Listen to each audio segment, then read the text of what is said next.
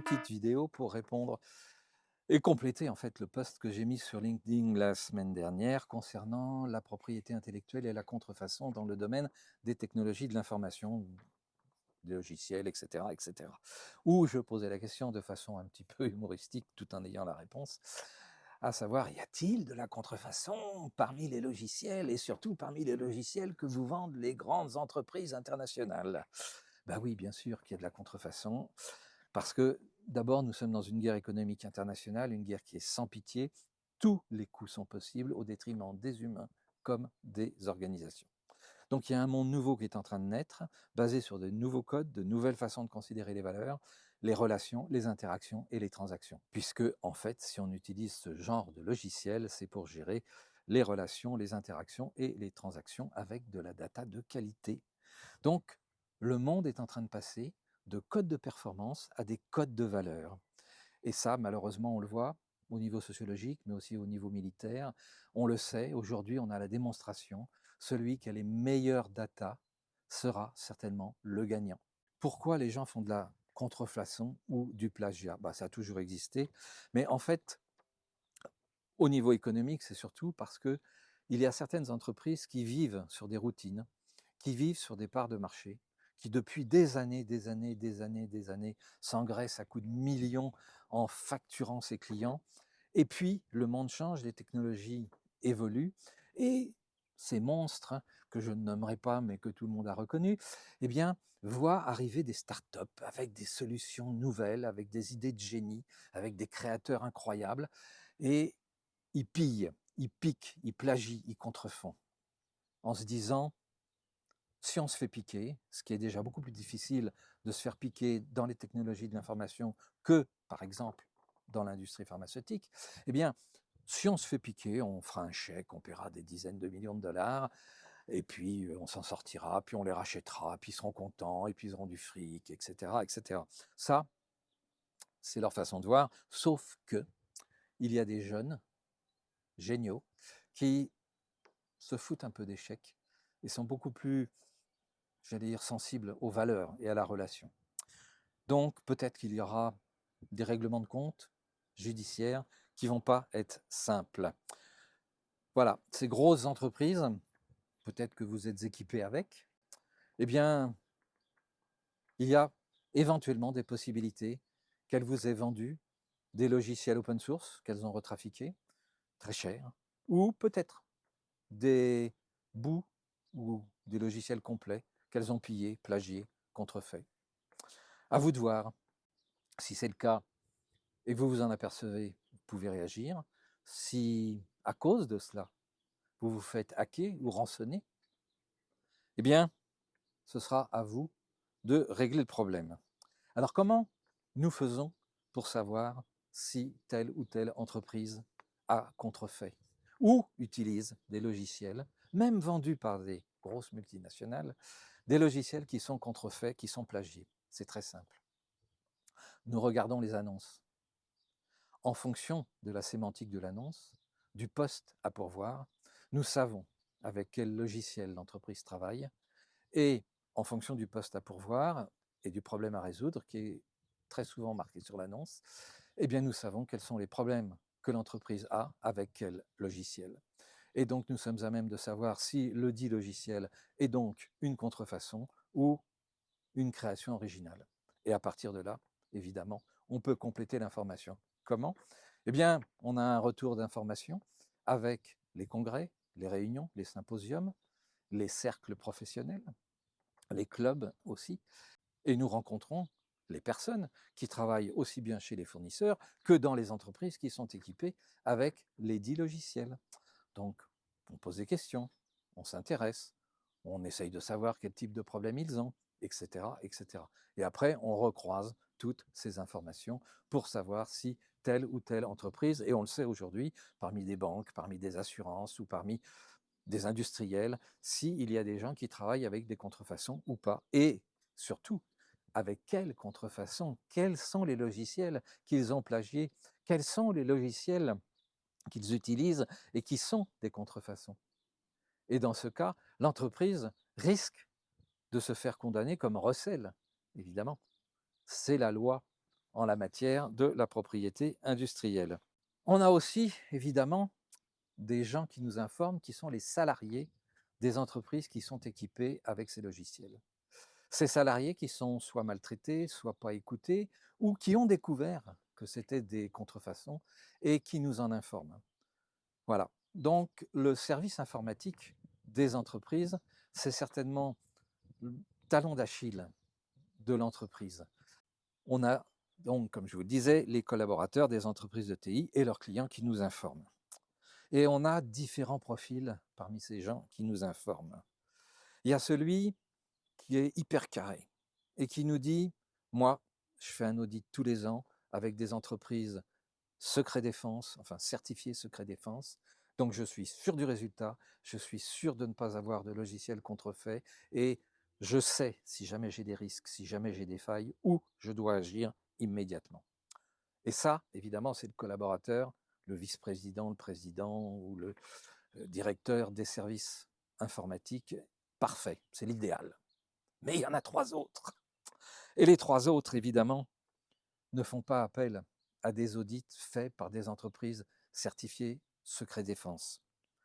Non, ceux-là, il y a celui qui va dire bah, oui, on va faire un audit, mais qui va essayer de truquer l'audit, de faire en sorte qu'on n'ait pas le bon résultat, ou tout du moins qu'on ait le résultat que lui souhaite.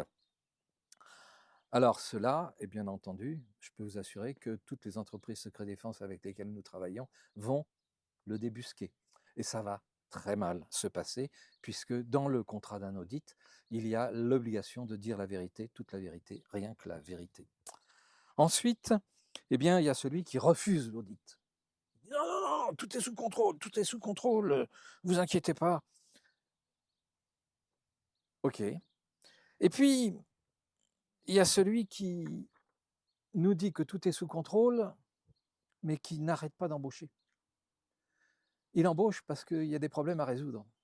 Et je peux vous assurer que si vos logiciels sont impeccables et ne sont pas contrefaits, il n'y a pas tant de problèmes que ça à résoudre. Par contre, avec des logiciels contrefaits, oui, il y a plein de problèmes à résoudre, ce qui vous oblige à embaucher. Et ce qui nous permet de voir sur les petites annonces les profils que vous recrutez et pour quelles raisons vous les recrutez. Voilà.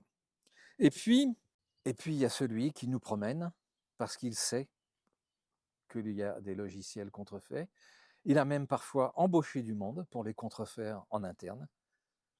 Donc il sait que nous savons. Et en conséquence de quoi, eh bien, nous allons dire la vérité. Je peux vous dire que les hackers de très haut niveau, ou même simples, font exactement le même boulot. Ils regardent les annonces, ils regardent avec quel logiciel vous travaillez, et ils savent où est la faille. Donc ne vous faites aucune illusion. Si un jour vous êtes attaqué, c'est grâce à votre personnel informatique. En termes de droit, l'entreprise cible celui qui exploite les logiciels. Si jamais ces logiciels étaient contrefaits, cette entreprise devient, comme on dit en droit, recelleuse. Donc elle est non seulement victime potentielle, mais en même temps, elle fait du recel. C'est un petit peu comme si un trafiquant avait déposé chez vous quelques sacs en disant tu me les gardes 48 heures, je reviens les chercher. C'est exactement comme si une entreprise pharmaceutique volait la molécule d'un petit laboratoire de province et de l'exploiter au niveau international. Ça, c'est beaucoup plus visible qu'un logiciel informatique. Alors, l'entreprise qui a acheté ou loué ce logiciel est exposée au même risque juridique et financier que son fournisseur. Et ça représente aujourd'hui des milliards de dommages et intérêts. La différence, c'est que le fournisseur, il a déjà provisionné parce qu'il sait qu'il a contrefait. Alors que l'entreprise qui est recelleuse n'a pas provisionné. Donc elle peut se retrouver en faillite du jour au lendemain.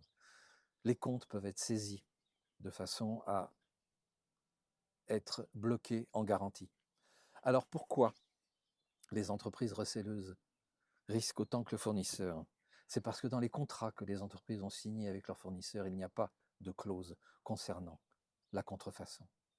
Il n'y a pas, ou j'en ai jamais vu, de clause où l'accord signé entre le fournisseur et l'entreprise précise que les logiciels sont bien des logiciels originaux, qu'il ne s'agit en aucun cas de contrefaçon, et que si tel était le cas, ce sera l'entreprise fournisseur qui est entièrement responsable.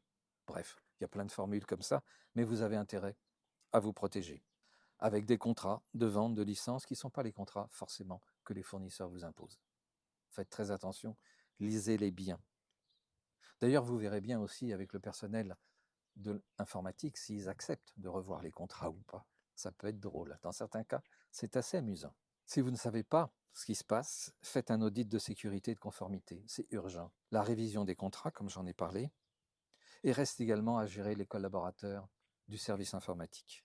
Alors, qu'est-ce qui se passe quand on détecte tout ça? Eh bien, nous informons les vice-présidents, les présidents, les conseillers d'administration, parfois en leur disant qu'on aimerait les rencontrer, qu'on a des choses à leur dire. Et puis parfois, ils nous prennent de haut en disant qui c'est ces mecs pour qui ils se prennent. Donc on va être obligé, dans ces cas-là, de leur envoyer une lettre circonstanciée en disant attention, vos logiciels ne sont peut-être pas tout à fait nets. Voilà. Alors n'oubliez jamais que le plagiat, la contrefaçon, ça relève du pénal. Le pénal, ça peut être aussi de la prison, au-delà de la saisie de vos comptes, au-delà de l'arrêt de l'entreprise. En conséquence, je conseille toujours de ne pas jouer avec ce domaine-là. Alors, les coupables d'une action pénale en contrefaçon peuvent être soumis à des choses comme les dommages et intérêts compensatoires, dommages et intérêts punitifs, saisie des copies, annulation de licence, c'est-à-dire qu'en fait l'entreprise est bloquée du jour au lendemain, interdiction d'exercer, voire prison pour les responsables de l'entreprise. L'entreprise peut être contrainte d'arrêter l'exploitation des logiciels dans des délais tellement courts qu'elle peut disparaître, car aujourd'hui, une entreprise sans data, elle est morte. Sur le plan financier, il peut y avoir une perte importante des bénéfices, évidemment, auxquels s'ajoutent les frais d'avocat, les frais de réparation déjà évoqués.